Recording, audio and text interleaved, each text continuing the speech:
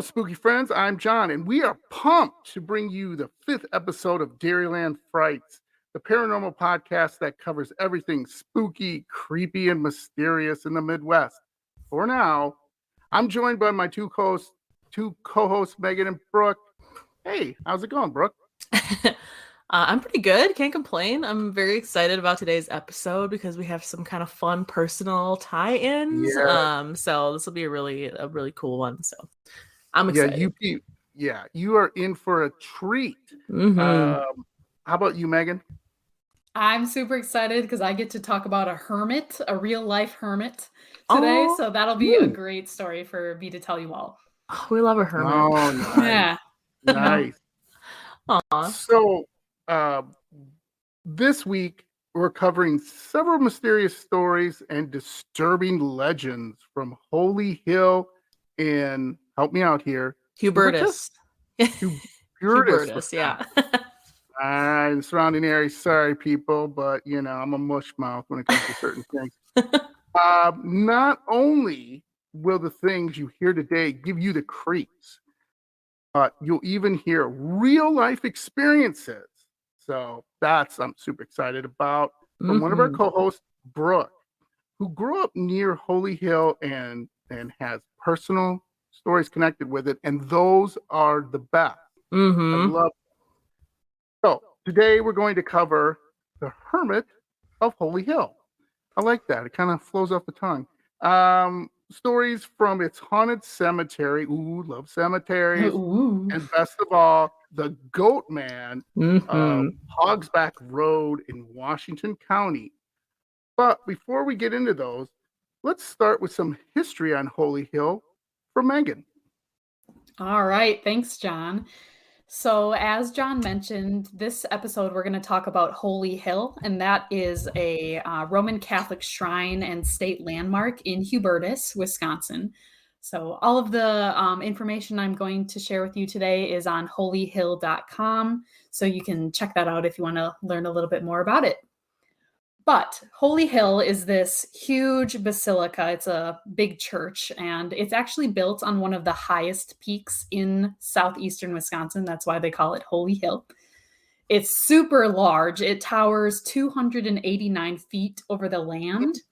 And then below that, it's surrounded by 400 acres of super thick forest. So it's really beautiful. Yeah. So Holy Hill is like a really big deal in Wisconsin. It draws over 500,000 visitors every year who not only visit there for weekend mass, but other people actually visit there in hopes to find healing and worship there. Sure. You can also climb this 178-step observation tower. And if you look down, you can actually see the Milwaukee skyline down below, which is about 30 miles away. So it kind of gives you a picture into how tall that this place is. It's really beautiful. It's like, yeah.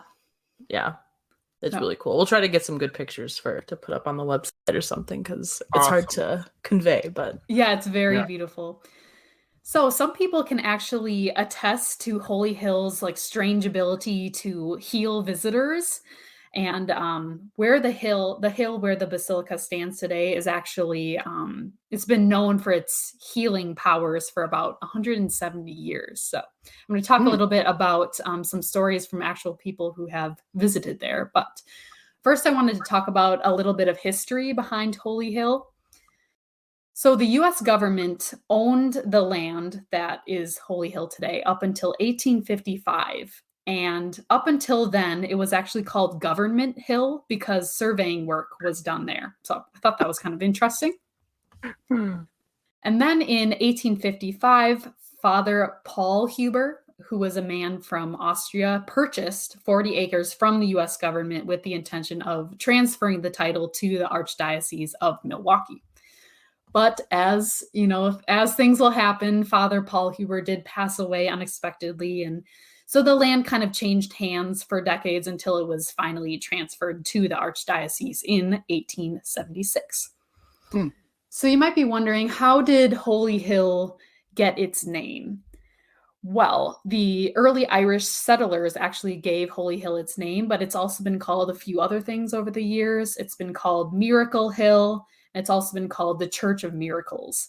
And you'll see why is that there's actually this structure there that once stood on the site, and it's actually littered with like eyeglasses, crutches, and like different things that people have left behind because they've allegedly found healing from their ailments when visiting. So they don't need their crutches. They don't need their eyeglasses anymore. So it's definitely an interesting place to visit. And some people swear, by the healing power of this church. Like some people have even said they've visited there and they've been cured of cancer and other serious ailments. And of course, they attribute these miracles to God and Mother Mary.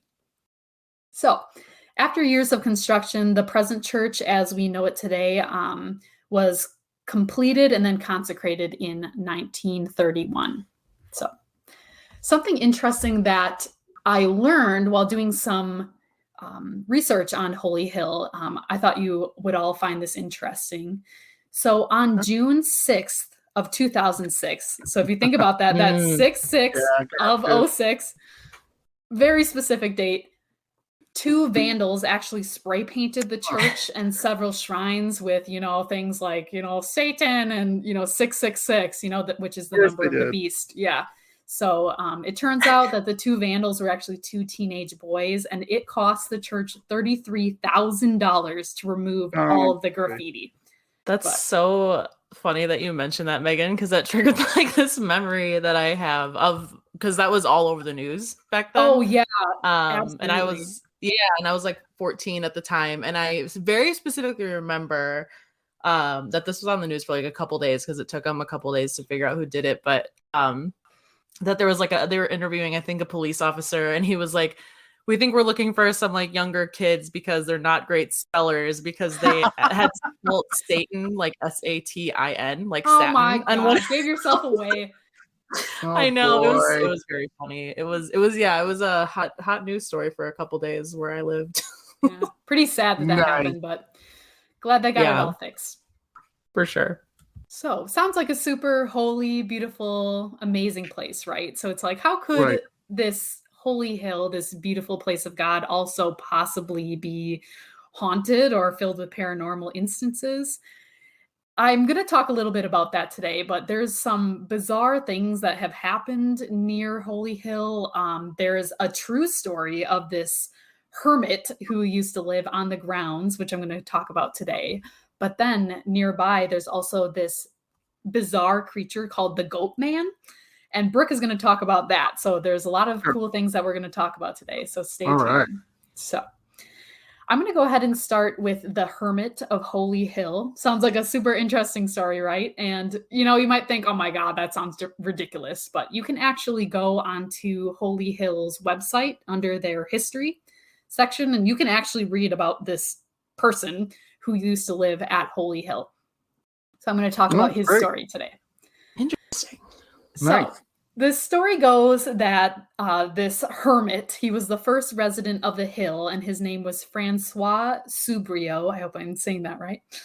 So around 1862, he started living on this hill, and this farmer actually found him living in this like makeshift hut there. So he was definitely living a very rural, crude life there. But Francois actually began living there because he had found this old French diary. And when he looked through the diary, he found this map, which dated back to 1676. So super old. Cool. And on this map, he saw this cone-shaped hill in Wisconsin. He's like, okay, interesting. So he wanted to check it out. So he looked into it, and the diary's author, who they believe it is Father Jacques Marquette's diary. So Father Marquette actually described this place, which was Holy Hill. He had actually visited there, and he placed this stone altar, and he raised a cross, and then he dedicated the hill to Jesus's mother, Mary. So sounds like a nice place. Like, of course I'd want to go live there. It's a holy place. Yeah. But Francois's story isn't necessarily a happy one, and Oh, I'm going to tell you boy. about that. So Francois actually used to live in France when he was a young man, and he wanted to be a priest. So he was studying to be a priest, but he actually met this woman and he fell in love with her. And so he publicly announced, I'm going to get engaged to this woman. And of course, the church didn't really like that because he was studying to be a priest. So he was Oh. banned from the church and he Mm-mm. brought disgrace upon his family. So not a great start for Oh, Francois. So he decided Yeah. to leave home for a while and kind of let the controversy subside a little bit. But he told this woman, I'm going to return for you. I'm going to keep my love for you. But after a year, he came back and he discovered that she had not been faithful to him. Oh man. no. Yeah, rough life for this guy. So, you Mm. know, he didn't take it very well. He ends up murdering this lady in a Ooh. jealous Oh rage, no. and he Okay. flees the monastery where he was going to go live as a monk. Okay. So, You ever notice, Megan and Brooke, there's no other kind of rages? There's just jealous rage. Just jealous yeah, rage. right. There isn't like Yes.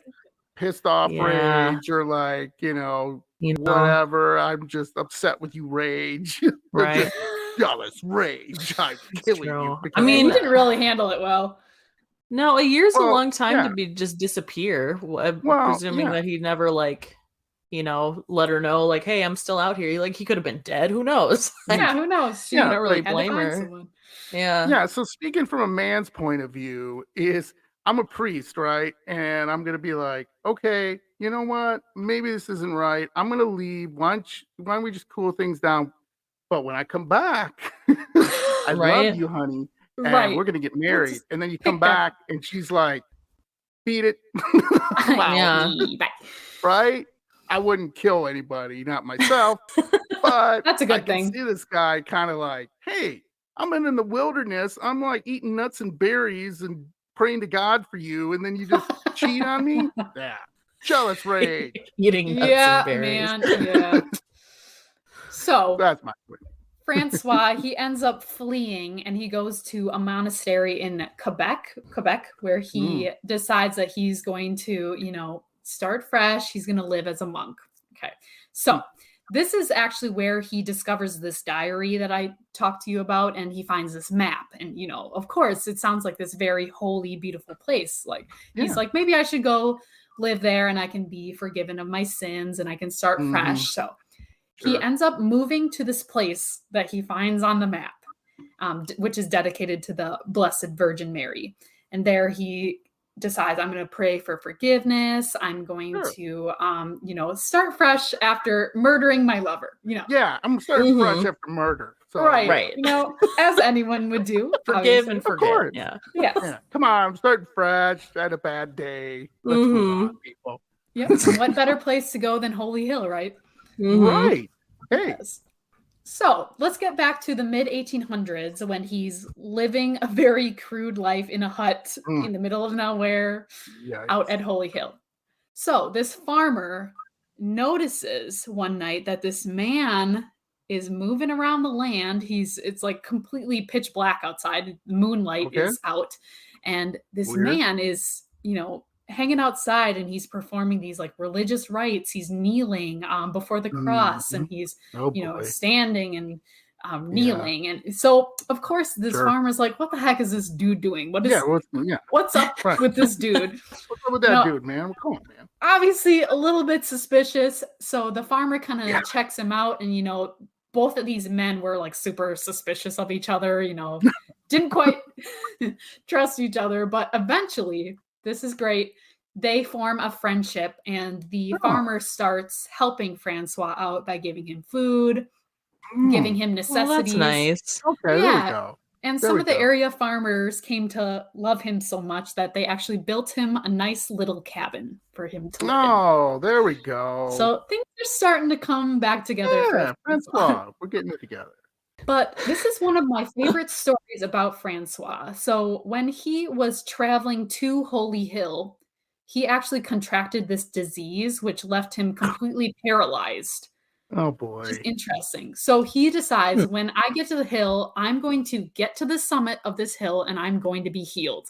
So when he arrives at the Holy Hill, he actually crawls on his hands and knees to the summit of Holy You. Hill, and he starts Wow. praying all night. And as legend says, the following morning, he actually regained function of his entire body. He was just Wow. cured. So, Oh, interesting. yeah, so that's like one of the most famous stories about the hermit. But he decided to build this small chapel there, and he remained there for 7 years. And then, oddly enough, he just vanishes after that. So, as mysteriously as he arrived, he just vanished. So, there's some Okay.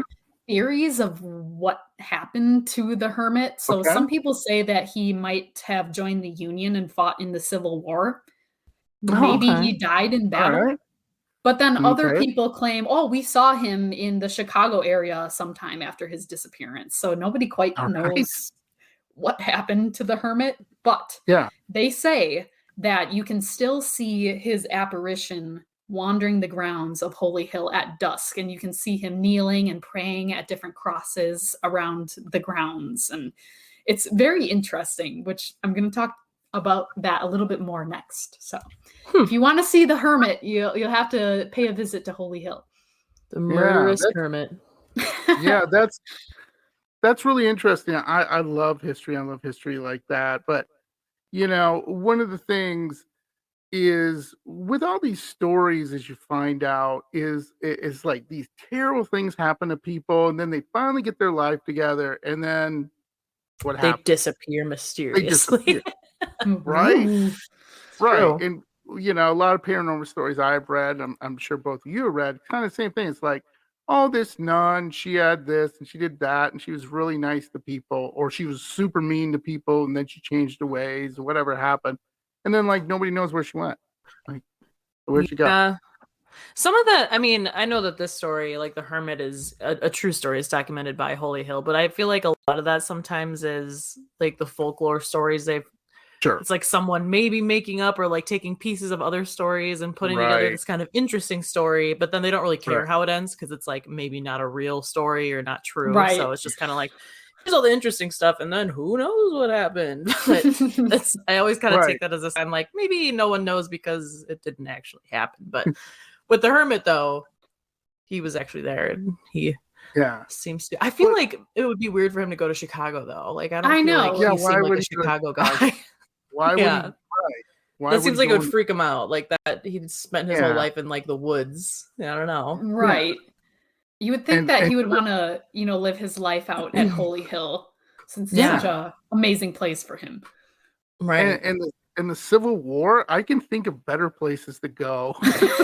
He was Right. trying to War? pay back for his sins, John. Sure. Maybe I could see that. So just one other quick thing before you get into the cemetery thing. I think it's always funny is in today's world, this is how life has changed. If you text somebody or call somebody and they don't get back to you in like 10 minutes, you think like they're dead or something. Naturally. Right? Right. Where you're just like weird, like, hey, I texted you like an hour ago. Where have you been? Like living my life. What do you but people freak out, Chill. and this guy's like, where did he go? Well, we don't have Yeah. Apple phones. So Right? You'll I never don't know. guess, right? So Pretty crazy. anyway, so let's get on the cemetery. That sounds really interesting. All right. This is a quick story before I hand it off to Brooke, but there is this cemetery on the grounds of Holy Hill, and it's called the Carmelite Cemetery, and it's actually the burial ground for Holy Hill's caretakers and a place that people can visit. But something interesting about this cemetery is that people experience some very strange phenomena when they visit. So the biggest report that people have is that when they visit the cemetery, they try to take photographs in the area, but they say that there's this thick mist that appears when they try to develop their photos. And obviously, this mist isn't visible to the naked eye when you're there, but when you look at your photos, this mist, clogs up your photos. So it's very weird that way. It's like, what is this? How did this happen? But other people have actually said that when they visit this cemetery at night, this same mist they will see with their actual eyes, and it will form the shape of a man. And this man is like very well defined. He has eyes, he has a face, he has a beard, and then the mist will just disappear. Huh. So That's interesting.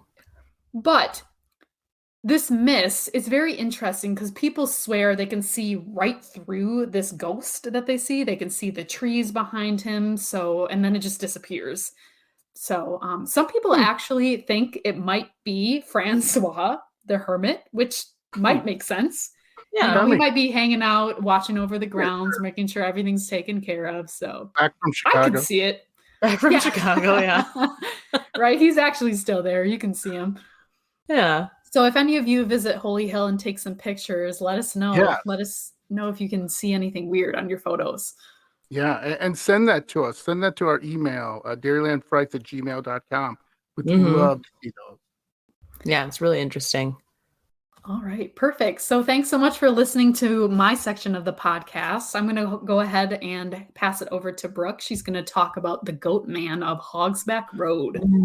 Yes. Oh my gosh. I'm very excited to talk about the Goatman because, again, this is much like Paradise Road. This was even more of like just a local legend that every teenager would tell each other about. And there's so many things, like so much conjecture and like just probably blatantly untrue things that got passed around too, but there's a lot of like interesting truth behind some of the stuff too. So to understand the Goatman, we kind of have to talk about Hogsback Road first. So Hogsback Road is a winding hilly road built along a glacial esker, and it's said to have taken many lives over the years. So this is very close to Holy Hill. It's just like not even like a mile east of it. So it kind of like is in, Meaghan said that there was like 400 acres of wooded forest area around Holy Hill. So it's in that forested area. So for a long time, there was actually a hill on Hogsback Road that if you drove over it, even like a little bit fast, you would be like airborne. But if you really got up to a high speed, yeah, like this is very, and I'll tell you later, like it's so many people have experiences on this hill. But people would be like way up in the air, like it's pretty crazy. And this was like a thing that people just did in like the 70s and 80s. And they actually cut the hill down in I think it was like 2003 to 2005, sometime during that time. They actually cut it down just because of how dangerous it was. So there were a lot of stories just about how people had like lost control, because after you would, I guess, go over this hill, there was this curve that people called Dead Man's Curve. And if you were going too fast, like you wouldn't be able to gain control of your car before you had to make this curve. So I couldn't really find any solid stories of people who had like definitely died, but there were tons of people who had said that they had gone over this hill and they felt like they were going to die or they almost died. So I could definitely see it happening. But Hogsback Road is very, it's very like infamous in the area, and it also just kind of has very spooky vibes. It's very wooded. There's kind of like a drop off on both sides of it. It's just pretty dangerous all around, and it's really interesting. Sounds like it. Yeah. So we'll talk about the Goatman a little bit now. So there's this guy, and his name is J. Nathan Couch, and he wrote a book about Goatman, and he also is kind of like a lore expert for the area and also of Goatman in general. He knows a lot about just the folklore around this like entity. So according to him, stories about the Goatman have been told in Washington County since at least the late 1960s, potentially before that. And actually, the Richfield website actually says it could be back to like the 1890s, so a long time ago. But Goatman stories in general are very common around the U.S., with the earliest known story being from Minnesota, stemming back to the 1830s. So very common. There's a lot of goatmen around the U.S., a lot of stories. I'm sure a lot of you have heard other stories from other parts of the country. Yes. But one of the earliest stories of the Goatman of Hogsback Road describes him as having the upper body of a man, but with horns on his head and sharp fangs, and the lower body of a goat with long, like wiry, stringy red hair kind of all over his body. Interesting. Like it. Yep. So a goat man. And according to legend, so this is on the Richfield Historical Society website. So this is what the legend says about kind of like the start of the Goatman legend. And it's, well, I'll talk about later how it kind of is very reminiscent of like the urban legend of the Hookman, if you're familiar with that story. Sure. They're very like tied together. But basically, in 1870, a young recently married couple dared to drive along Hogsback Road, and back then it was likely just a path through the woods. And their wagon actually, like one of its wheels broke or fell off. And the man, the husband, who was a soldier during the Civil War, he left to search for help, leaving his wife alone back at the wagon. Ooh. And I guess hours went by, and he hadn't returned. Yeah. So she was very afraid. And by nightfall, he still wasn't back. And she actually heard and saw a creature pass by their wagon. And he was covered in red hair with horns and a goat's muzzle. Ooh. She freaked out, but she didn't want to leave the wagon until it was light out. So the next morning she got out and she saw these cloven hoof prints by the wagon. And so she decided to follow them. Oh, yeah, no. very creepy. Yeah, she followed them. Follow them? Yeah, I don't know. I guess maybe she just had a feeling that her husband was, Okay. you know, that had something to do with her husband. So she followed the footprints. All right. You know, white people, am I right? Gotta go check it out. Gotta check it out. Let's do the stupid thing. Check it out. So she follows the footprints and she ends up finding the mangled body of her husband, like tied up in the tree. No. Yeah, Oh, this is apparently what happened. And she apparently other stories also say that there was like a small cottage nearby, which was known as Goatman's cottage, and that you can still find this cottage if you like go into the woods along Hogsback Road. So so that's very interesting. So one legend actually says that the Goatman is the spirit of a man who died on Hogsback Road, and that active occultists from the area will not let the man's spirit rest. So he's kind of doomed to be there the entire time, and he wants, like, basically his intention is to like kill as many people as he can. So like nowadays he walks along Hogsback Road. Some say he carries a goat's head. And he is intending to scare drivers into veering off their path, crashing their cars and dying. And then Goatman will go string their bodies up from the trees like he did with the husband. And then those people are then also doomed to haunt the area, like the woods. Dang, he's like building an army. Yeah, he's like building an army of a goat army.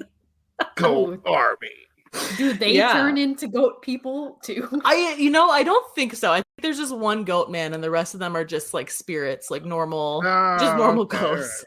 But dang, that'd be a way to die. Like, right? Still scary. But yeah, so he's like the leader of this ghost army he's creating. Very, very intriguing. So that's a little bit about Goatman. There's a lot of people who have said that they've seen Goatman or like just some kind of strange creature around this area though, and I wanted to talk about a couple like more credible stories that are more well known.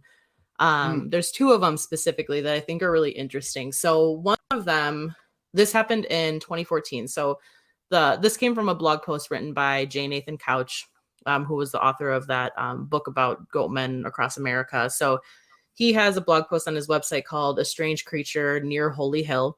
So this happened on September 17, 2014 at Highway K and 167 near Holy Hill.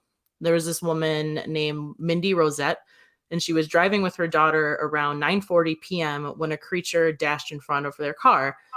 And Mindy got a very good look at this creature, and she describes it as being about 4 feet tall, running on its hind legs, hairless with brownish gray skin, with backwards bent knees and elbows bent low on its arms. Defined muscles, especially on its thighs. She actually drew a sketch of this creature, which I forgot to drop it into the outline, but it is interesting. It kind of looks like how it's kind of a vague sketch, but it looks kind of how you would expect like a goat man to appear. Right. So it kind of has like, like, I don't know, goat type legs with like the backward bent knees, and then it has like a long like snout that she drew. It's not unlike a goat. But she did say that she didn't get a great look at its face because she said the creature actually braced for impact because she thought she was going to hit it. So it ducked its head and kind of braced for impact as she drove by it. So she didn't get a super good look at its face, but she said she got a very good look at the rest of its body. And this is how she described it. And she like really didn't want to tell anyone about this, but her friends, I guess, encouraged her to go to Nathan Couch because he, you know, knew about these entities. And he actually said that despite being from the area, Mindy had never heard of Goatman. So she didn't really have any preconceived ideas of like what Goatman was supposed to look like or anything like that. And so, so a friend of hers told her to go to Couch because he was kind of a local lore expert and enthusiast. And this was a quote from Mindy that was in his blog post. So she said, "Instantly, I knew this was something incredible. We were shocked and confused, trying to figure out what the heck we just witnessed. We don't live far from that rural area, so we're freaked out to venture outside when it's dark. It's something we'll never forget. It was a monumental moment. The vision of this thing is etched in our lives." So I thought that was really interesting because it just kind of shows like she was very affected by this, whatever it was.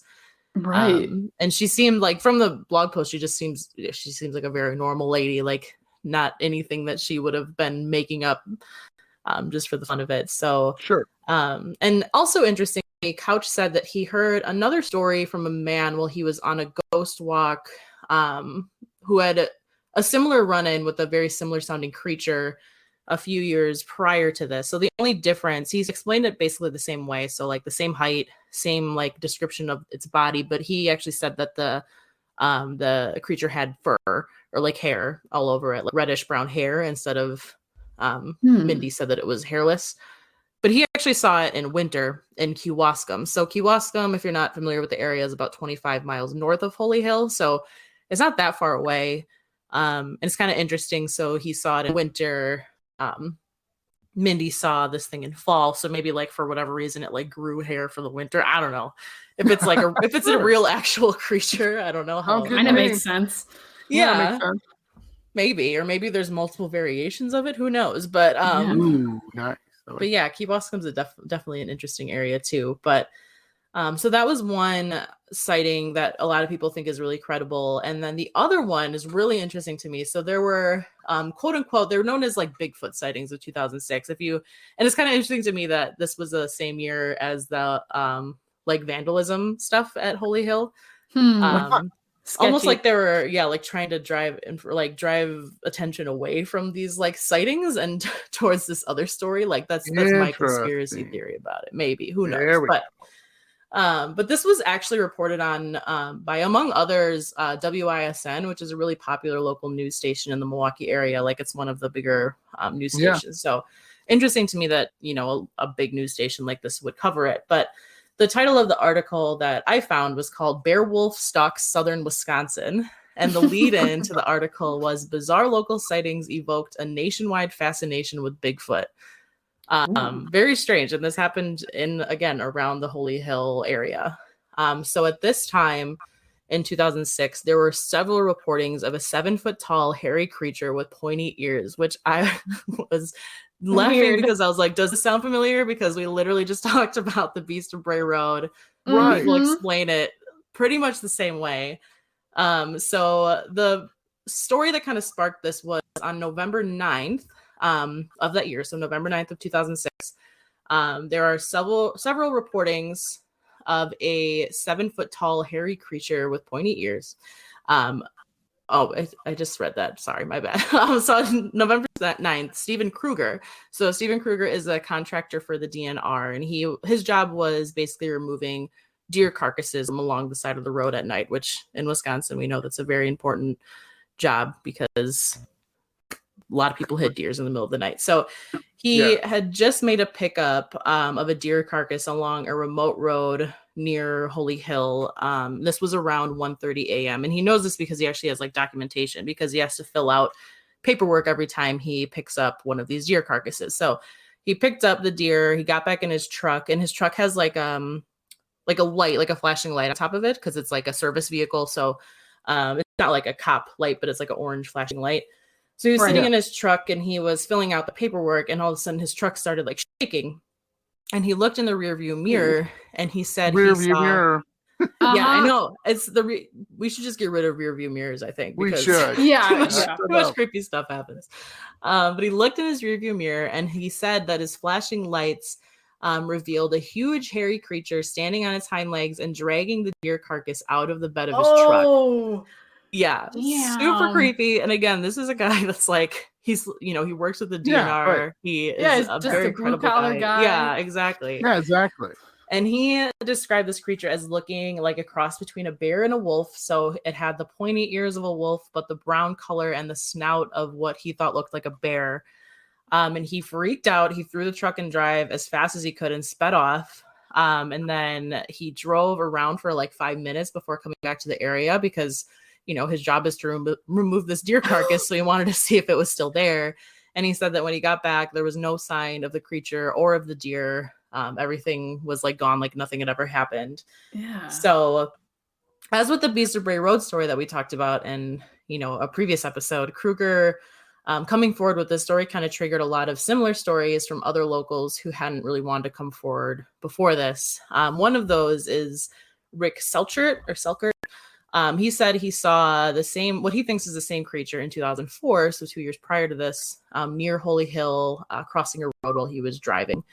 And there were a couple others as well, but that was the only one that had like a name tied to it. So, again, very interesting. And the authorities actually recorded this incident as a Yeti sighting legally. So interesting. Legally. Yeah. Legally classified as a Yeti sighting.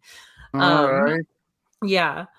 And also interestingly, WISN interviewed another familiar character from our Beast of Bray Road episode, Linda Godfrey, who says that this creature, she does not think it is Bigfoot or a Yeti, but she thinks that it's another creature seen frequently in the area as well as in Michigan, and that most of the sightings occur near Native American burial grounds and safe locations. So she was kind of implying that this creature and like the Beast of Bray Road that she wrote so much about and like the Michigan Dogman, like they're all the same phenomena. Like everything is kind of the same. So maybe even Goatman is the same as like all of this. So it's people seeing the same thing, but like maybe a younger version of it is like the Goatman and an older version of it. So it's kind of interesting to think about.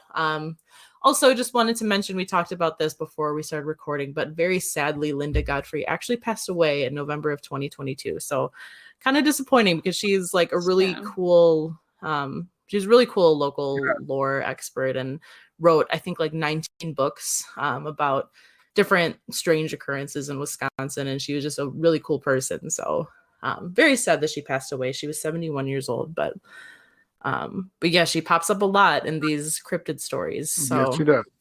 Yeah, very interesting.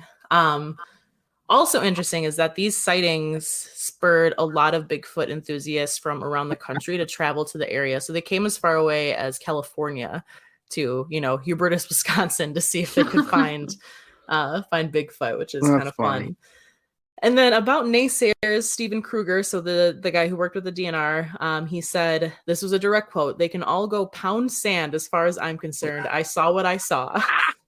This sounds like, like a hardworking blue collar man. Yeah. I saw what I saw. Yeah. I'm not lying. Yeah. He's not gonna bullshit. Exactly. I had never even heard that expression before. They can all go pound sand. That's an old expression. Yeah. I'm gonna start using that. Right? Yeah. But yeah, so he is very, very interesting.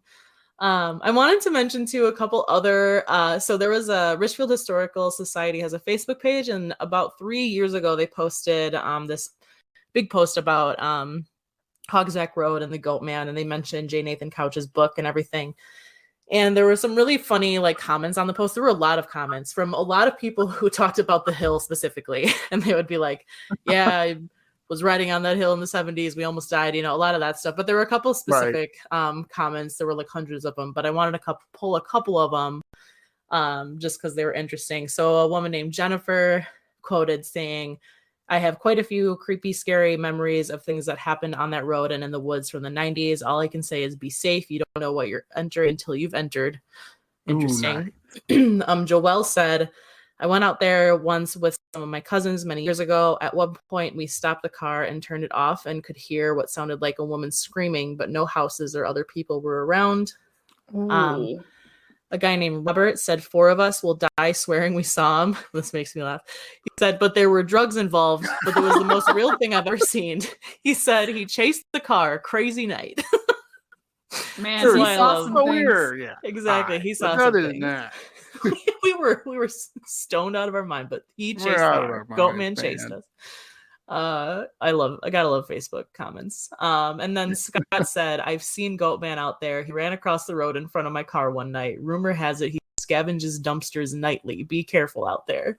Oh, nice. So yeah, just some fun Yikes. locals with their own personal experiences. But I would definitely recommend reading through the comments because some of them are very funny. A lot of people upset that they cut that hill down because they miss it. They wish that they could still soar over the hill. There was also one of the quotes was from like a retired police officer who worked in the area, and he said that like he had seen he had never seen Goatman, but he saw plenty of stolen vehicles at the bottom of the hill. So and plenty of That's flying funny. cars, he said. Yeah. Very interesting. Nice. I like it. So yeah, so then I wanted to talk about a couple personal stories that I have of this area. So one of them is my own, and then my brother told me a story about what happened when he was there, and also there's also a separate story that he told me again about this hill because he graduated high school in like 2001, so like right before they would have cut the hill down, and he actually said that he and his friends soared over this hill so high that they all swear that they jumped a car coming the opposite direction. Can Like, you imagine? which is insane. Yeah, he said he like vividly remembers it. He's like, it was like a VW Beetle, like it happened, and then we all looked at each other and we were like, oh my god, did that really happen? And they like never talked about it again because they were really freaked out because they all could have died. But yeah, very, very scary. But another story that he told me was he and 3 of his friends went out to Hogsback Road at night, and their intent was to steal the road sign that said Hogsback Road. Don't tell anyone. I will not mention whether or not they actually obtained said sign, but they may have. And so they were starting to they had like tools, and they started to like dismantle the sign. And out of nowhere, all of a sudden, these like big high beams flash on like directly on them, and it's this huge pickup truck. And they all like freaked out, and they like climbed back into the truck, and they were like trying to get in there before he like could see who they were. Then the truck drove past them, and so they were like, okay, maybe he was just trying to scare us. And so they kind of like drove around a little bit, came back, and started doing the same thing. And he said that the truck again, like out of nowhere from behind them this time, like flashed his brights on, and they did not even hear him like approach. He said it was a huge truck, but they didn't hear it approach in any way. And all of a sudden these high beams were like right on them again. And they were all freaking out again. And this time the truck like drove past them, and they looked in the window and they saw this like very creepy looking stoic old guy with a long white beard. And he was just like staring right at them. And it freaked them out a ton. And one of my brother's friends actually got like so scared that she was like, we need to leave right now. Like, we can't be here. Right. Is it the so hermit? He didn't.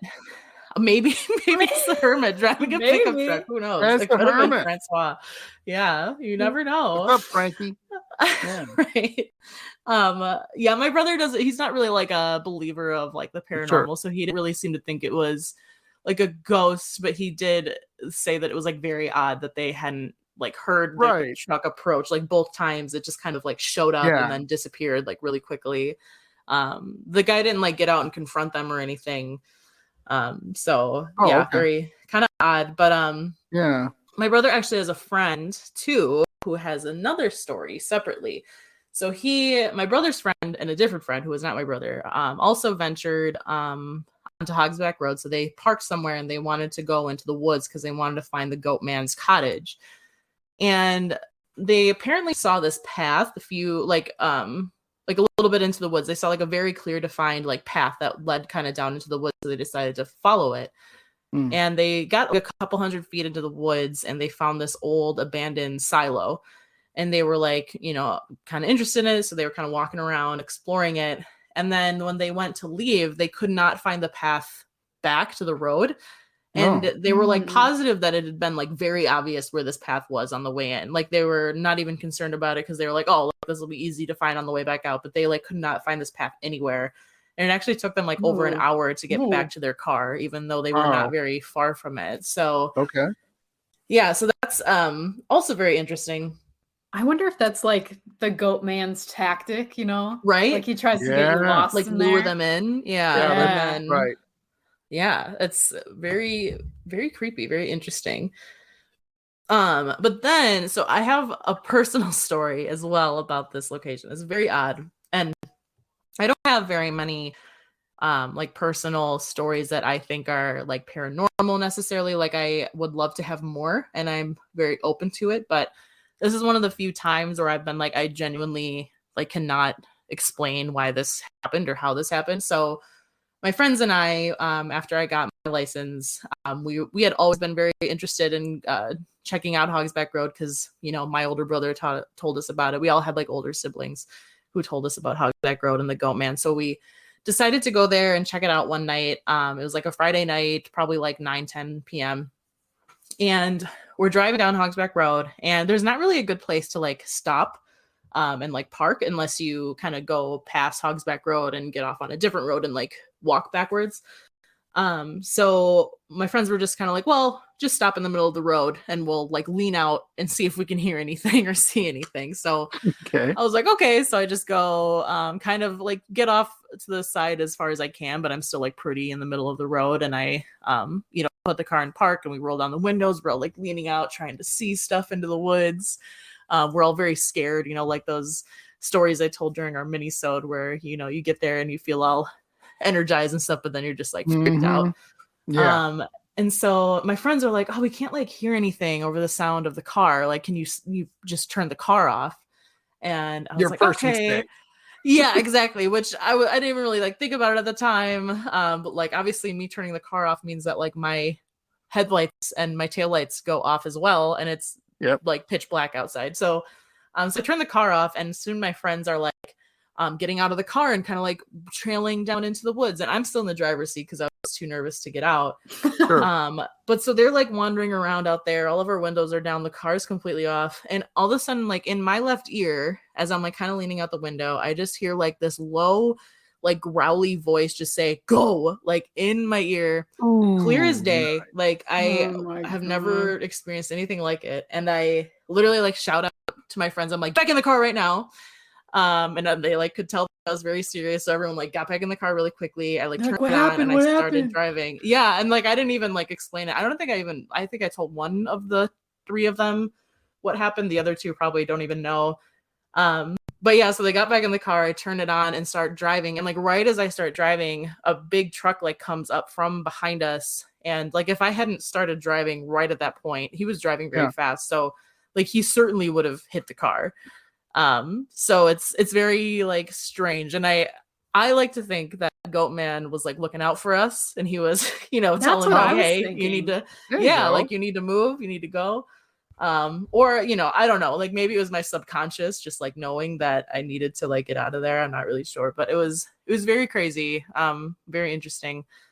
So that's my own personal experience. Oh, nice. We did drive along Hogsback a couple other times. We drove up to Holy Hill a couple times, and it's kind of like there's like surveillance up at Holy Hill. So there were a couple times we like parked there and we were trying to like wander into the woods around Holy Hill, and you kind of see like lights going on from like there's a couple like houses kind of surrounding it. Probably people like looking out to make sure people aren't wandering around because there's so many kids who, plan on doing that because just to get freaked out or whatever. So we didn't ever really see anything around Holy Hill, but also we were kind of too scared to venture too far. So that's the only like definitive scary experiences I had there. But Nice. it's definitely like the whole area definitely has very like weird energy to it for sure. So Brooke, I'm trying to look at my mind at teenage Brooke. Okay. Mm-hmm. Were you a goth? A little bit. I was like a kind of more like pop punk kid, but I also really like basketball. So I didn't really dress goth. I listened to like Okay. the music that the goths listened to, but I mostly wore like a Milwaukee Bucks jersey, jeans, and had like my hair in a ponytail. That was like my everyday outfit. Did you have braces? No, I did not. I never Okay. had braces. I didn't have glasses. So I had bangs though. See, So this I is still look what I totally I'm glad you told me that because I picture you wearing a Misfits t-shirt Mm-hmm. and black jeans with rips in it and having black eyeshadow and totally black hair and like having like I a stud wish. bracelet around your right hand and everything. No, I'm way I off. wish that I dressed like that. That was But- Megan. Yeah, that was Hardened. definitely Megan. Yeah. I'm like the opposite. That's yeah. Megan I shaved like. her head and Oh my she's god, I like, would love that. That'd be amazing, Megan. Man, I was the band kid in high Yeah, school. So yeah. See, yeah, I was you can had like, picture that. braces. I did have braces. Aw, Megan So was a nerd. Yeah, it suits the look. I was That's kind of hilarious. nerdy too. I was like this weird amalgamation of different cliques and it just didn't really like stick with anyone. But I did have a lot of band t-shirts. Not the Misfits though. It was more like Fall Out Boy and like My Chemical Romance type of stuff. So Right. yeah, it was an interesting time. I miss those days, like I feel like we Right? don't do that enough anymore. Like just Right. I go mean, to yeah, creepy you don't places. sit there and be like, hey, your friend, call your friend up, be like, let's go out to Hogsback Road and like, Yeah. see what now we're But like, we should. We yeah, should we do Yeah, should. that. we could. We'll We absolutely put could. that as a live stream episode because like we talked about doing some live streams down from Sanitarium Hill and maybe from Mm-hmm. a road, other things. Yep. Yeah. Just quick for me, I wore Metallica t-shirts, blue jeans, and I wore cowboy boots. Why I wore cowboy boots? Because I was a rebel, David. Nice. I like that. John I like the Rebel. the Yeah, I like the, I was a nerd. I was can picture halfway it. in between nerd and popular because I played football and I played baseball and I lettered Mhm. in those sports and everything. But on the Yep. other hand, I played D&D and Yep. I was like in the Ghost and I was A like nerd. I read the Satanic Bible. Yep. So That's it's like, I typical was, read. Yeah, the there you same go. way. I Yeah. was like, me and my friends always joke that we weren't sure if we were the coolest people of the lame kids or the lamest people right? of the cool kids. We were like Right. somewhere in the middle there. So, Yeah, but I think exactly. that's the best way to be, honestly. That is So, the best way to be. yeah. So let's have a theory on this. You have some theories, Brooke, about the Yeah. day. This was something interesting. So that book that J. Nathan Couch wrote, it's called Goatman Flesher Folklore, and I actually own it. And I remember reading, I couldn't find it for some reason. But when I read it, I remember him talking about this like specific kind of interesting theory that like Holy Hill itself is kind of surrounded by this like divine good energy that almost attracts like these negative like creepy supernatural events to it, and these like cryptids, these strange occurrences are kind of drawn to the area, but they can't necessarily like penetrate the Holy Hill area because of like, whether you want to believe that it's like this god's energy or whatever. But so all of this stuff just kind of like hangs out just outside of Holy Hill. And also I didn't look too much into this, but I do think that like the woods area around Holy Hill did have like significance in Native American history as well. Sure. I'm not sure. I don't know any of the specifics, but I just saw that mentioned a couple times too. So just interesting that it just seems that area attracts a ton of stuff. And there was also something that I saw that we did not talk about, but there is a pub within like a 2-mile radius of Holy Hill as well called the Tally Ho Pub. And there's also said to be a lot of poltergeist activity at this pub, and it's haunted by this ghost named Emily, who apparently throws cooking knives at men. What? Yeah, Men so this is very specifically. interesting. We are totally going there. I know, would right? We like should go there. Yeah, we should just go to that whole area and like see all the Yes, we interesting should. sites. It's very. I've not been to the Tally Ho Pub either, but yeah. Oh, So it's just there's a lot of stories for that one like 3-4 mile radius area.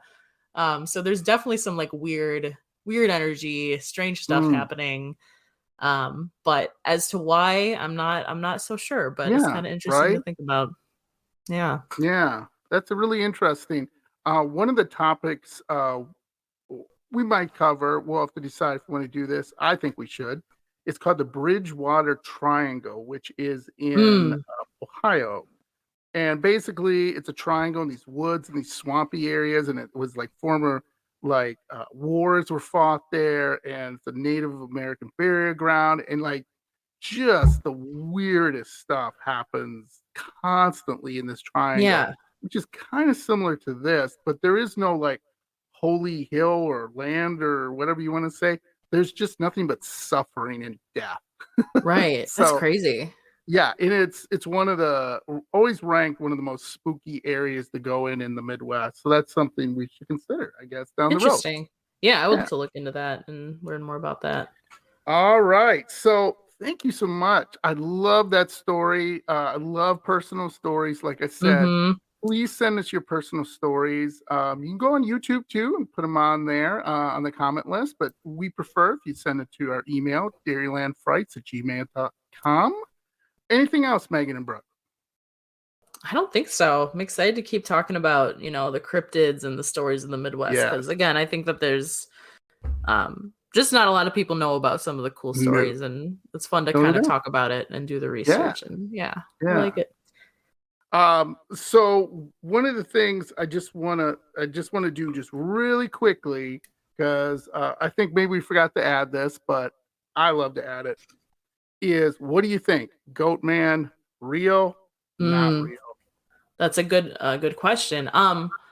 My take would be that Goatman, as we know it, is not real, but that there is something out there, and that maybe it is the same thing as like the Beast of Road. Not the exact same creature, but that it's like the same kind of phenomenon happening. Yeah. That Meaghan? they're all connected. Yeah. I think Meaghan? it's really interesting that each of these creatures has like a different prerogative. Like the Beast of Bray Road, like he kind of seemed, trying to keep to himself. He didn't want to start things. But, the Goatman, he definitely seems like a much more angry creature. So it's just interesting that they're all a little bit different, but I do see some similarities between. It's true.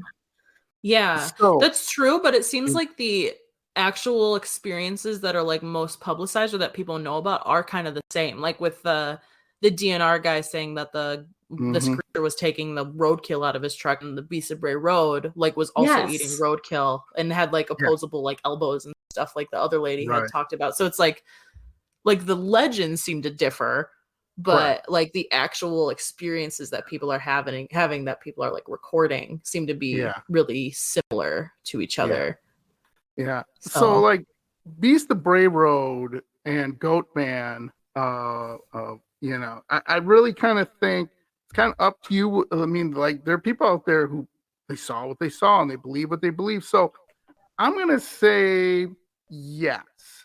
Goatman. I'm gonna say yes on it until like people come out and be like, no, we've made it up just to get, because again, they're not doing anything to really like, hey, Goatman Cafe, Goatman cookies, blah blah blah. You know what I mean? They're not really doing that like some other areas are doing it, like with the Hodag and kind of Beast of Bray Road to a certain point, but it doesn't seem like everybody's really trying to really pump this up. So it's really interesting. Right. Yeah, it's a lot of like local word of mouth stories and stuff like that, which is always kind of interesting. Yeah. So what do you think, Meaghan? We got a maybe or yes or no? What do you got on it? I'm just laughing because when I think about, the Goatman, I think about like the Lion, the Witch, and the Wardrobe and like Mr. Tumnus in it. So it's like, I don't know if I can take it seriously because I'm just thinking of this cute little goat dude, in the woods. I think of the same thing, like him wearing like a little red scarf and everything. Like, aw. Yeah, Good. So he's a friendly guy. But if it's like a dude with murderous intent, I don't know if I would want to mess with that. So a little bit scarier than Mr. Tumnus. A lot scarier than that. Yeah. All right. So again, wonderful stories against this week, Meaghan and Brooke. I love them. Again, please go on our YouTube account. We're on YouTube now. You don't see our beautiful faces again, but hopefully you soon will once we work out some things. But again, dairylandfrights.com. We're on YouTube. We're on all the major sites, so you can check us out there. So, Ghosties, what do you think? Is Holy Hill a sacred place where the faithful are healed by the Virgin Mary? Or is there something more sinister at work? You decide. Okay, everyone, have a great week. Meaghan and Brooke, look forward Yes. to our next episode. Yes, you too. All right. See you next week. All right, have a Bye, spooky guys. night. And again, Yeah. tell your ghost we said hi.